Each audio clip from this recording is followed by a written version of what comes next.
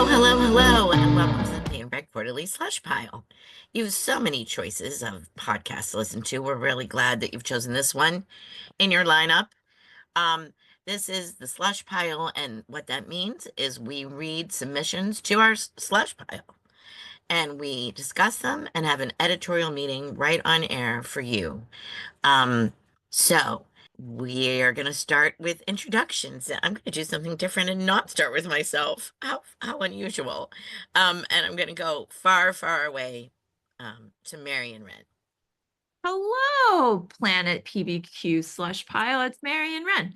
I'm delighted to be here. I can't wait to talk about these poems, and I'm going to bounce it to North Carolina. Lisa. Hello, PBQ Slush Pile folks. It's good to be with you today to talk poetry. Very excited to get into these poems, but first I'll say hello to Jason in New York City. Hi, it's Jason. I am here in New York. Kind of a dreary day. Um, but New York is always New York. And I'll toss it up to Canada. Oh, thanks, Jason. Hi, everybody. Hi, Slushies. It's Dagne up in Canada.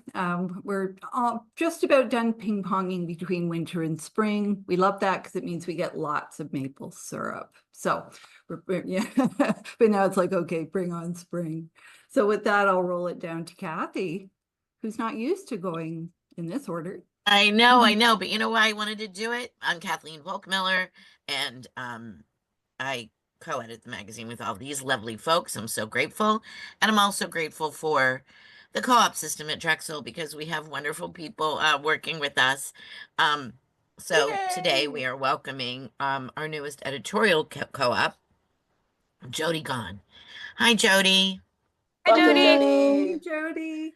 Hello, it's great to be here. Thank you for having me. I am the new co-op. As KBM said, I'm very excited to be here. Yay. Yeah, we appreciate you. Welcome. Thank you. And we also appreciate Lily Volpe, who is here as our tech, I don't know, VCAP.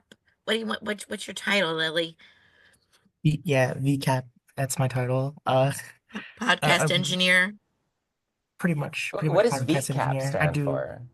video collaboration and production. So if Oh, you need a video made okay. through Drexel, you come to us pretty much every time. And also we do Zoom support. So if you're at Drexel Ah, and need Zoom support, But only if you're at Drexel, Only if you're Slushies. only at We can't Drexel. all I just call can't in for Zoom I support as much as I we'd like can't help to. with anyone's account. It has to be Yes. just the Drexel one. Can I Really? spoof like a Drexel account and then get Zoom help?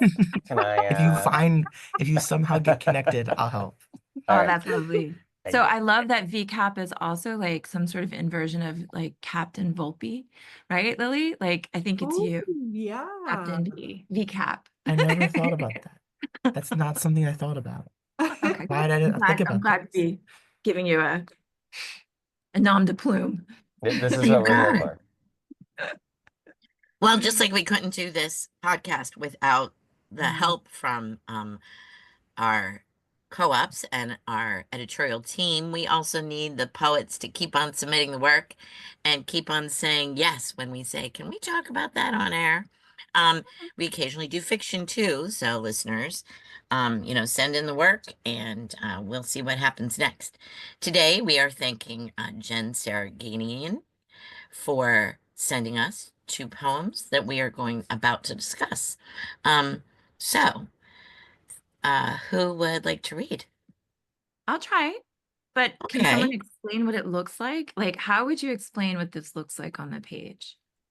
So every Well, time I say the word vergul, everyone looks at me like I have three heads. But the word vergul is just a fancier, older word for backslash. Backslash. And what we have here is a prose block that's almost square with frequent interruptions of double backslashes.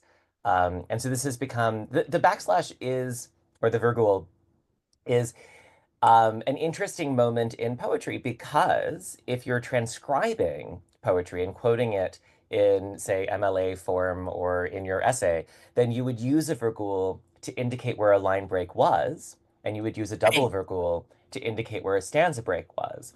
But Right. for about 100 years, poets have been including the virgule in the poem itself. So if you're quoting it, you're going to have a really hard time. You might just have to like reproduce the whole thing because otherwise the virgules aren't going to line up with the virgules. But that is what we're actually looking at is a square prose block with frequent interruptions by a double virgule. Yeah. So thank you so much for that, Jason. I'm sure my brother David and others appreciate it. So they're forward slashes, and I thought that was what it was. I knew one line is a line break, but I thought two lines was a stanza break. So slushies, all of these are two lines. So every single line is not just a line break, right? That means there should be like if Jason said double means stanza A stanza break. break. Yeah. I mean, frequently we're sort of in a moment where people are really taking advantage of. Um, do you remember WYSIWYG? WYSIWYG is a if you were over 40, you might remember WYSIWYG word processing, which is what you see is what you get. That's an acronym for what you see is what you get. And in the old days, in the very early days of word processing, when you were formatting things, you couldn't see it on the screen.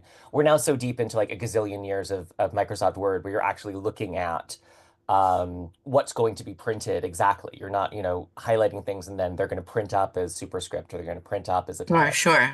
But for whatever reason, in the last like 10 years, or in the last like really like 5 years, but like the last 5 to 10 years, like in the first like sort of iteration of digital transformation with poetry, there was a lot of flash animation. Like if you're looking in like the 2000s, there was like a lot of attention to these kinds of things. But in the last 10 years, there's been like a huge amount of this kind of in the same way that it took E. E. Cummings 60 years after the invention of the typewriter to actually start taking advantage of the kind of choreography on the page and layout. I think you're currently seeing a really powerful trend to take advantage of the layout possibilities of what you see is what you get, word processing. And so just in reading like applications and stuff, this has become extremely common. But yeah, the double slash, is it a stanza break? It would be if you were transcribing Whitman. Right. But when It's we're reading this interesting. So poem, is it a double? I don't know. I think the answer, Slushies, is you just have to go to the site, I have to go look. pbqmag.org. Check it out. It'll be there, and you can see what we're describing here. So some of these lines, air quotes around the lines, are 3 words, and then we get the slashes. So Marion's about to read it. What do we suggest she do to indicate? I think she, and this is Marion speaking for herself, should put her hands up like she's a little mouse peeking behind theatrical curtains. No, I'm joking. Well, so It does look like little curtains on the page, but I'm gonna. Well, this is video. This is audio only.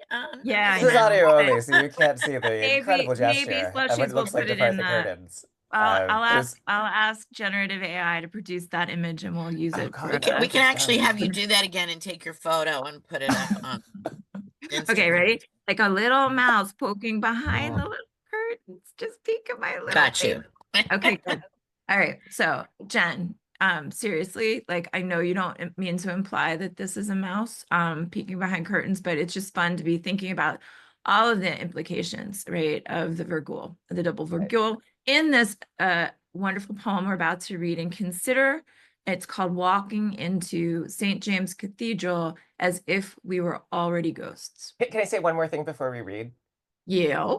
That also, I do think disorientation has become a really key component of many people's prosody. And so I don't want to suggest that, like, just because I'm sort of giving the history lesson, that I have the right answer or that there's kind of a way to lock it down. That I think that the disorientation of it is often part of that process. And so if you're looking at it, Slushy, and you're like, I don't really know how to read this, I think that's often part of the process. I think that's often part of it. That disorientation is something you should embrace, and not feel like it's something that you have to kind of scrub away with erudition or facts, but you should sort of like lean into and enjoy those possibilities and ambiguities of an unfamiliar structure. Sorry, continue.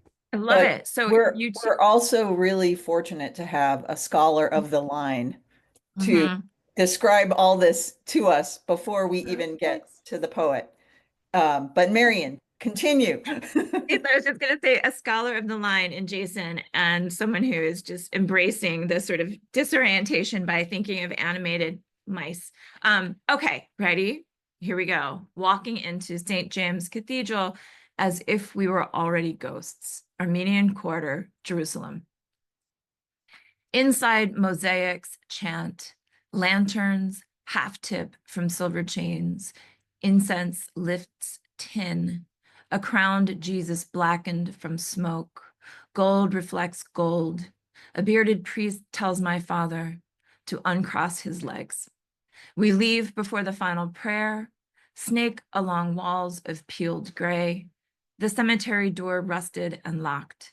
A half-asleep priest sits nearby, his legs spread to a V. He says the cemetery guard is away. My father points to me and pleads, a tarnished key unveiled, behind a square of olive trees, gravestones layered with shattered platters. A white dog follows us, his nose tasting sky, rows of black crosses, vines heavy with rotten grapes and chips of porcelain, weeds splinter stone. We can't find my grandparents' graves. Everything has been moved, even the dead. Well Wow, read. lovely Oh, good read, job. Marion. I Thank want you. to draw our attention back to form again for a moment, because I think that the form that we've been discussing of this poem, where it's like a square centered in the middle of the page, fully justified, it feels like a miniature to me. It also reminds me a bit of like an illuminated manuscript. And I think that, you know, Jason, everything that you were addressing is around the fact that poets have more choice now in their page layouts and how they approach lineation in a poem to really reflect the content and the feeling of a poem. And this just works for me. It's so beautiful. I feel like I'm holding a little text in my hand that's gold edged around the sides, you know. So I just wanted to add that around the form. And I had the same response that like because it's Armenian, because it's the St. James Cathedral, because it's about the icons, and those icons are so often covered with these metallic, beautiful. It's like it's so weird because like you know there's a painting underneath it, and then there's this beautiful metal cover over it, and you can just sort of like the faces is just kind of peek through. That there was the Exactly. same kind of sense of something overlaid, that you're kind of seeing things sort of Yes. coming through in this kind of small space with something that's sort of blocking out the rest, but also making what does come through even more exciting. Exactly, exactly. That's how I feel about this piece. Yeah. so having read it though, the double virgule feels like cinematic editing, right? It feels like old school juxtaposition and stitching, scene by scene construction, like image, image, image, image, image, and the slash really it created it taught me how to read it, frankly, right? Like it was Yeah. giving me an indication of the wholeness when I from the first of those marks. The block of it, the square of it also makes me think of a gravestone.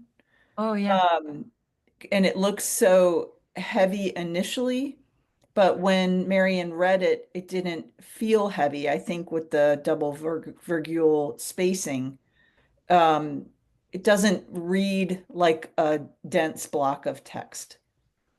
Mm-hmm. Yeah, it has a kind of air to it. There's a lightness. And I Hmm. think that what Marion said about the montage editing, like the juxtaposition where the two things add up to more than the sum is right. Yeah. And what I was going to say is that it sounded better than I was going to. And when I was asking Mary, what should we have Mary do? I was thinking pauses, with those. And I think that's kind of what you did. And it was just beautiful. I was saying is that I didn't know how it was going to sound. And Marion did a lovely job. And that's what I was thinking. I would do maybe those longer pauses in between. It's truly beautiful to hear. And I like the idea that if I only heard it, I wouldn't know what it looked like on the page. Um, After everything that Jason was saying about this format and what's expected and what we being knocked off balance in a way by this unexpected format, I think also works with what happens in the poem. I didn't expect it to go where it went. I didn't expect to get the images I got. I didn't expect it to Mm. sound like it does, you know? Yeah. And there are great sounds within these lines too that you can hear as it's read. The echoes, the tip and silver and lifts tin, just really lovely. It is very poetic despite being a prose-ish block. Yeah, there's real attention paid to sound in here. There's that whole central part of the piece that we get V and he, me, pleads, key, and trees, but the way that it's done, it's just so subtle. The ending is just a bang up, like fireworks. We can't find my grandparents' graves. Everything has been moved, even the dead. Like that is so beautiful. And I mean, there are kind of mystic stories about graves moving in cemeteries, that people wanting to be buried next to other people and the gravestones being shifted magically. Um, and it's just so like that accumulation of the kind of the age of all of these things, the oldness and the accumulated history somehow is working together with this kind of juxtaposition and echo that I love that even the dead is such a beautiful last moment. Oh, it's so gorgeous and moving. I wondered on that, Jason, too, if there was an intention behind that everything has been moved, that if you look at this on a larger scale too, um, the Armenian quarter Jerusalem, the age of the people who've been lost and so on, the Armenian genocide. I just wondered too if it's a reflection on what we do to history, right? Well, Because and it can't be true, right? Everything has been moved. Like this church has been here for thousands of yeah, years, right? So there's and like the graveyard is obviously still the graveyard. And so in yeah. that moment of everything has been moved, we both have that kind of personal sense of, oh, right, like all the things that I'm looking for are all in different places, and yet the place itself is thousands of years old. And so that juxtaposition between sort of like what we know as the facticity or the factuality of the place that we're looking at and that personal experience of, damn it, I can't find anything, is just so beautiful. Those levels of irony are just so beautifully it- structured. Like, I mean, Yeah, you just see in both directions with it, like, yeah, yeah, And that, it starts from the title. I just want to point that out, yeah. right? The title itself is like walking into St. James Cathedral as if we were already ghosts, right? So it's exactly. not only like the displacement of the objects in the cemetery, but also the speaker, themselves, right? Being part of that displacement, right? In their sense of haunting and being a phantom or um, haunting the Being space. in Marion and Kathy's hotel room in Los Angeles. We'll tell the ghost story Many between ghost stories to be poems, told. Many but there ghost is a stories. ghost story that's coming. Yeah. Ooh, fun. Well, and in ghosthood, there's a sense of invisibility too, right? Yeah. Not being seen properly. Mm-hmm. Mm-hmm. And the cathedral, has become such a sort of important image of human collaboration, right? The idea of the cathedral is something that's built generationally, that no one, gets to see the whole thing in their own lifetime. And the Yeah. faith, both in, continuing to build what has been left and in building for the future, that, the sort of the ghostliness of them, what else could you be, right? That if this is a structure that spans endless generations, or we hope endless generations, um, that yeah, the ghostliness, there's no other way to enter it other than with a sense of oneself as a blip in something so much bigger. But to also feel important, right? Like if you're a tile in a mosaic, it matters what the mosaic is. Yeah, it's resonant. Right. Yeah. Gold reflects gold. So, what do you think? Do you think we're ready to vote? Do you think we're ready to take Let's a do it. position on Ye Yeah. Old Cathedral? All right, get your thumbs ready. Ready? 1, 2, 3, vote. It's always so exciting. Yeah, and it's Yeah. unanimous. Woohoo! Oh, beautiful, Woohoo! beautiful You know poem. what? I wish the poet could see dear Jen Suraganian, how we all look with our thumbs up. We look like we're holding Virgules. Like we just made Virgules of the Zoom page for you. So yay.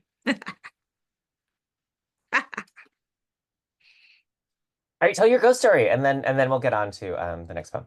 What happened was Marion and I were staying at a hotel that is more than 100 years old. It's called the Hotel Figueroa. Absolutely beautiful, breathtaking place. And it was the first women opened it and ran it because they were angry that there were no hotels that would allow women to stay on their own. So tell them about the pool, Marion, your favorite bit. So at the Hotel Figueroa, they honor this past, this sort of like progressive feminist politics. The hotel was a site of like, artists and thinkers, and they built a pool in the backyard in the shape of a coffin. And it's meant to represent death to the patriarchy.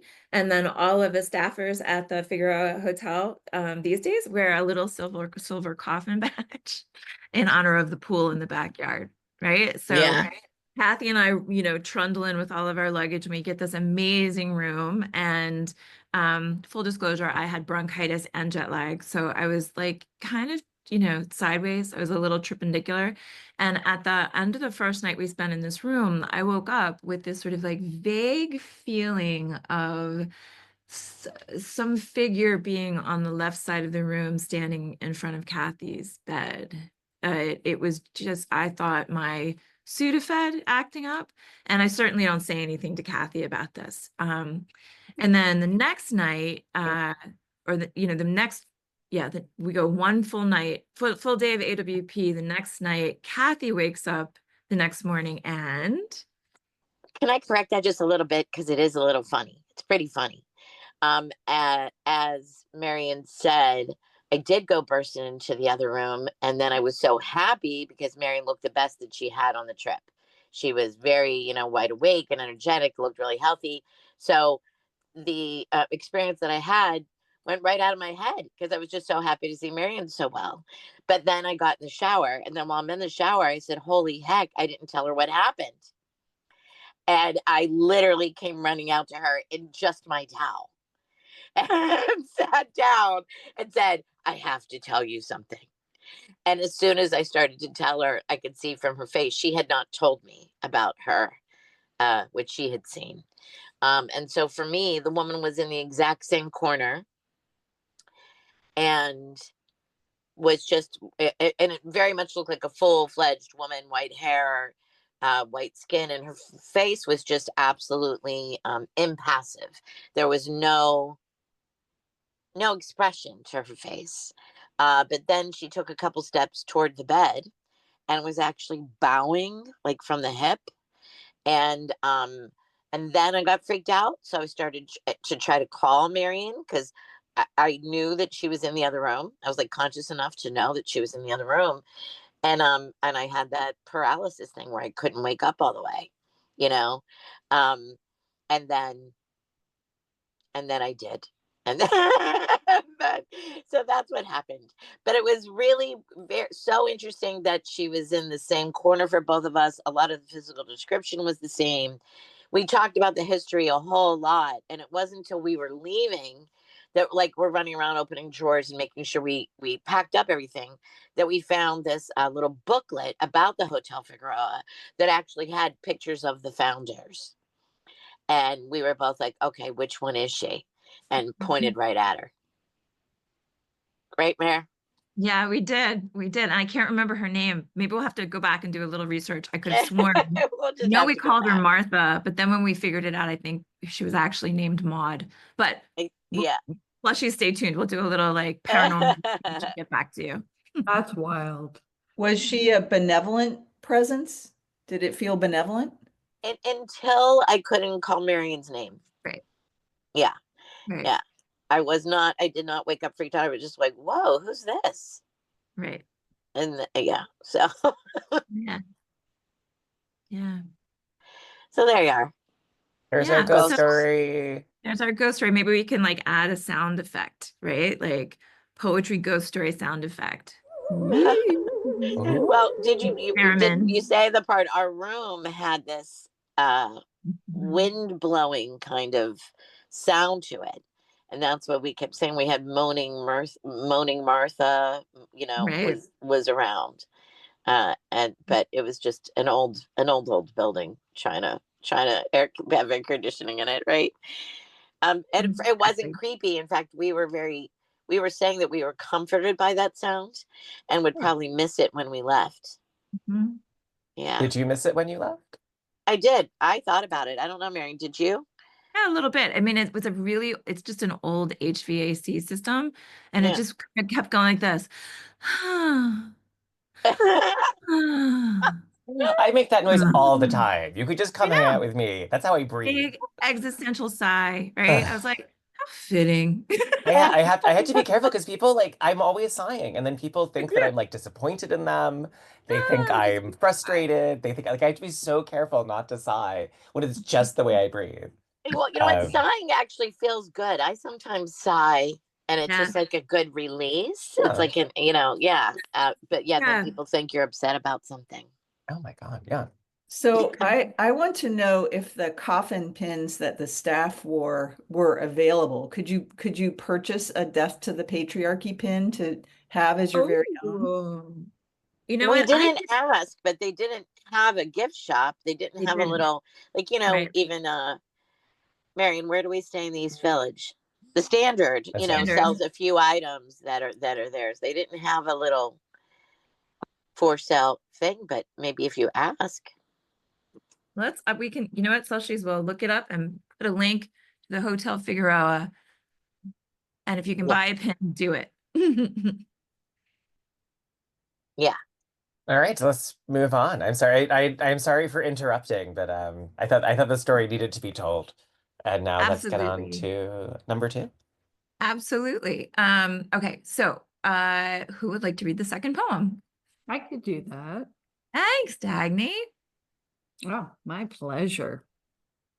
My father and I view two versions of Arshil Gorky's The Artist and his mother. Lip corners sink, an upturned bowl dripping its contents onto the white of her dress. Her eyes, Armenian saucers of round, outline hollows of darkness. Sharing color only, no overlap of limbs or space, shades of pink echo his coat, her lap, a paleness descends. My father nudges my elbow. He seldom mentions his mother's, the one who raised him, the other who gave him away. I want him to discuss the lack of daisies in the boy's hands, the mother's face swaddled in a cocoon of scarf. Instead, he stands, cloud drifts across the gallery. We bench, in front of the liver is the cock's comb. He points to the ferns feuding with triangles, the thorned stems breathing blossom.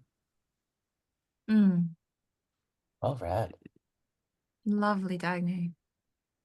Oh, Right. lovely Wow. work to read. Gosh, Yeah.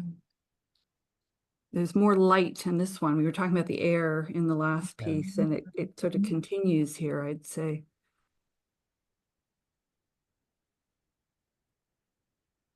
But it's a much more Yeah. traditionally laid out poem in couplets, and it's just kind of, yeah, more traditional in that sense. It's funny because I didn't realize that this painting existed in multiple versions. Like I've seen that, like this used to be in I've seen this so many times at MoMA, in at the Hirshhorn, at the like over and over again. If you're looking at a modernism retrospective, like this is up there with Mademoiselle d'Avignon and like Picasso's Blue Period, and it's like right after Fauvism, and there's this sort of like amazing. It's a very muted color palette in like response Mm-hmm. to kind of like what had been a sort of like really vibrant color palette. Yeah. Um, I was sort of like, and I was like, oh, do people still know this painting? But I certainly didn't know that there are more of them. And it's sort of amazing because it doesn't really. I mean, there are descriptions of the painting, the headscarf, the boy is he holding something? I don't remember him holding anything. But it's such a sort of like it's like Whistler's mother. It's sort of this, amazing like touchstone. And it's so intimate with seeing his father and thinking of his father as the boy, not thinking, right? I mean, not like it's the artist and his mother.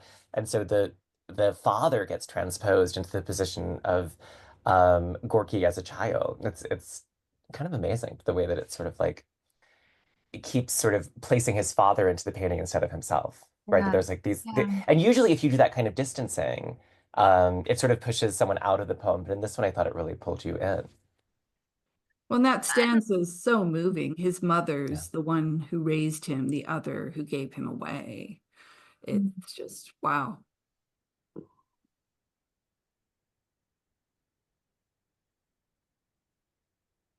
Can somebody please help me with the first line? Like I get an upturned bowl dripping its contents onto the white of her dress. Like I can see that. Lip corners sink. My brain won't process that. I What does think that it's just I think it's just a frown. Yeah, I Yeah. think it's the mother is Oh, frowning. oh, Yeah. got it. Yeah. Like lips, like lip. Yeah. Yeah. I was Lip like, corners. okay. Yeah. Really being pulled Lip and down. corners, Yeah. corners are a noun, not a verb. Okay. Yeah. I was like, I Marion, don't. I had the same problem when I initially read the poem. I think because it goes to bowl Yeah. next.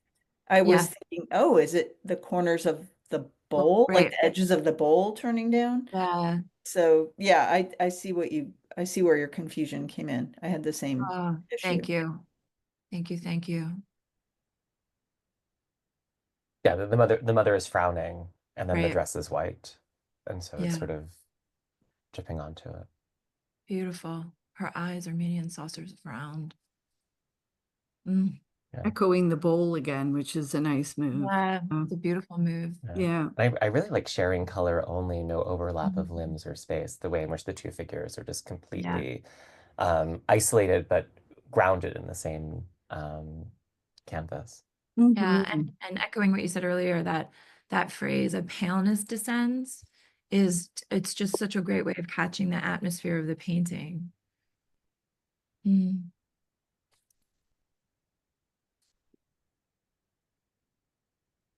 And Slushy, Slushies, I'm looking up "The Liver is the Coxcomb." I don't know that painting. Oh, You can Google it. Yeah, it's also a well-known. It's more abstract. It's not, yeah. Okay, got it. I had a couple of hesitations, like the Armenian saucers of round. I was like, aren't saucers already round? Like, come on, Mm, Armenian saucers of something. But round is round. They're already saucers. mm, But I love once we get to the dad. Like in the description of the painting, I sometimes felt like a little bit pushed out, but in the description of the father looking at the painting, I was like totally there. That yeah, was where I felt the most engaged. yeah. I do actually also love that line. I want him, line break, to discuss the lack of daisies in the boy's hands. It's just such a quirky desire, right, that the speaker has from the father who's just nudged him, right? I love that detail. Yeah, it's always a neat move to discuss something that's not there. Right? Yeah. And the verb in that second to last couplet does that refer to the father as the father cloud drifting across the gallery, like to the Oh, next painting? That's what I ended up figuring. So he stands and he cloud drifts across the gallery, right, to Yeah. land at another painting, at another artwork. And then we bench, which is a nice Yeah, way to love say that phrase. we Yeah. sit down. Yeah, exactly. The liver is the coxcomb. When I looked it up, I recognized it immediately, but it also, for me, so the final stanza leading into he points to the ferns feuding with triangles, the thorned stems breathing blossom. which is beautiful. I love it, but I didn't see that in the liver as the coxcomb. And I don't know if that's a me problem or if is that a me problem? Well, Mhm. I had that thought too. I love how we talk about, wait, let me get back to it. So sorry. I love his mother's the one who raised him, the other who gave him away. Mm-hmm. Such a Mhm. quiet, interesting way of Mhm. saying something that's so important. Mm-hmm. Mhm. And so I was thinking about the lack of something in the boy, and this Mhm. father is the central figure of this piece, right? So I was trying to make a connection with the lack of daisies in the boy's hands to the father and whatever he was discussing about the mothers. Mm. Yeah. And He Cass, just seldom mentions them, right? He yeah. seldom talks about it. Yeah. And just to link that back to some of what we were like discussing a moment ago, and Jason, I take that point about the Armenian saucers of round, right? Yeah. The sort of spaces of emptiness, right? And bowls as containers, right? There's like this double move being made, a kind of, who is it, Winnicott, who talks about like parenting as a form of containment, right? So you get that sense of like mother, parent containing the speaker, the desires of the child, and an emptiness, a simultaneous emptiness, around the bowl, right? The image Yeah. of the bowl. I really appreciate like that symbol system in the poem, or that image system. We have hollow. There's a lot of it, Mhm. right? Mhm. Yeah. What isn't there? And Yeah. Jody, don't feel any pressure to say anything, but I do want to make space for you if you do want to say anything about the poem. No? We're getting a head shake. Okay, Slushies. Aw, a good reminder though. Yeah, Jody's here with a handful of daisies. Mm. Yeah, I mean, I think for me, it's the way in which the father is turned back into a child by the structure of the painting and the way Mm. her fascination with his experience of childhood and boyhood is sort of being transposed, and there's really interesting reversals of parentage, right? Of who's older, who's Yeah. younger, who's more experienced, who's more wounded, who's, at what stage. And I think the Winnicott is right, yeah, that it's this question of development and this fascination with how one might stay in one stage or another. Right. And that again, the sort of the double reading of both containment and emptiness, right? That Yeah. both persist. Very cool. And with that shifting of the father back to childhood too, then it makes that stanza, instead he stands, cloud drifts across the gallery, to me that really leads into that nicely, kind of continues that nicely, that kind of the child wandering away. Yeah. There's a nice development of the floral imagery because we have the lack of daisies in the boy's hands, and that's what the speaker wants the father to discuss. And yet at the end, he's pointing at the ferns, the thorn stems breathing blossom, which All right. is, kind of this violent and unexpected image, but ends in beauty. So it's a nice finish, a nice end to this floral image. Not as simple as daisies, more complicated, but still getting to blossom. What's interesting because it's a very familiar image, the rose and the thorn, or the flower and the prickle. Um, but the surprises in the syntax, right, is in breathing blossom is the Yeah. surprising form of syntax. But I don't know, I kind of wanted a more exciting image there. I found that a little bit unsatisfying as an ending. Mm. I just love that you said prickle. Prickle is an underused word. Bringing it back. Prickle. Yeah. Mm-hmm.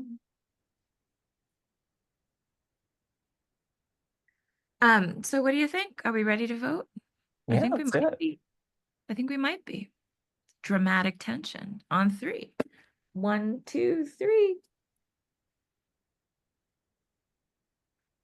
All right. So Slushies, what you can't see is wait, hold on. I didn't count. Everybody back up. I don't think it's in. I think it might. Oh, I think we might have a tie. We have a tie. Tie. This is why I'm confused, Slushies. We got a tiebreaker issue. Can we give Down Lily the middle. Can we give Straight Lily the down deciding vote? middle. Lily, do you want the deciding vote? Yeah. There's this. Lily? Oh, it's in! Oh! Envy! All right. We can vote. Thank All you, right, Lily. She shoots, Thank you, she Lily. scores. Lily, she shoots her scores. Well done, Lily.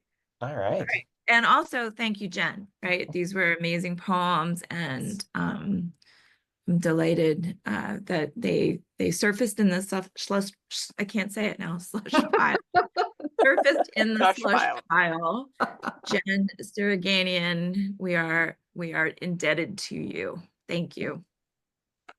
And usually we end the episodes with Kathy asking, has anybody read anything or done anything or want to confess anything? So Wait, can you hear me? Now we can hear you. Now we can I hear think you. we should Yeah. definitely start wanting to confess something. Because usually I just say, does anybody have anything to say?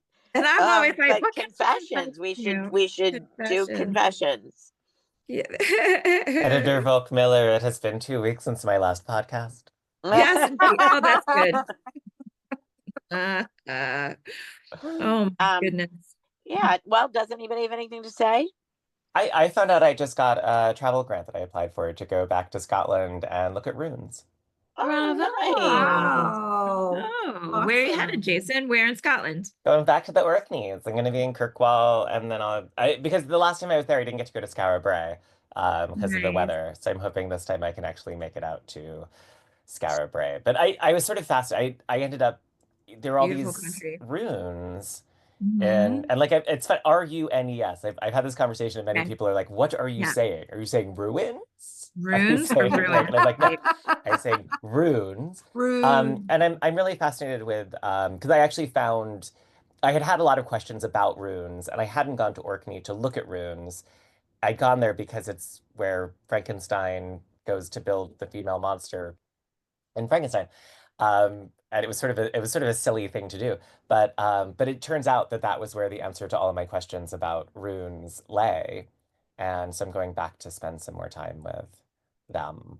And actually, runes coexisted because English letters or Latin letters were not used to transcribe anything in a British language until the 700s. Like during the entirety of the Roman occupation, at no point were Roman letters used, Latin letters used for anything outside of Latin. And then in the late 700s, when missionaries came in, that's when they began transcribing things into Anglo-Saxon, Old English, Welsh, Celts, Gaelic. And so, but the runes came in from Denmark, and so there's this other writing system that's really fascinating, and it coexisted with Latin for a long time. Like people just used whichever one made more sense. And it made its way right around yeah. the world. So you see like Icelandic runes, and you've got Scottish runes, and then you've got them in my sister's collection of tarot cards. I found the runes I'm trained with. So Jason, I really am glad that you're going to go study runes, because then maybe I can hire you to tutor me in what sense to make of them. Yeah. Yeah. You know what? We just went off of that, and we never wrapped it up and said goodbye to our slushies. We just started our chatting. Oh, see what happened, Slushies. So I would just like to say, keep reading. Thank you for listening. Let us know what you think of how we're doing with all of our things. And yeah, love you. Bye. Keep reading. Love you. Bye. Keep an eye on Jason in Scotland. Bye, Slushies. Bye. Bye, Slushies. Bye. Thank you. That was great.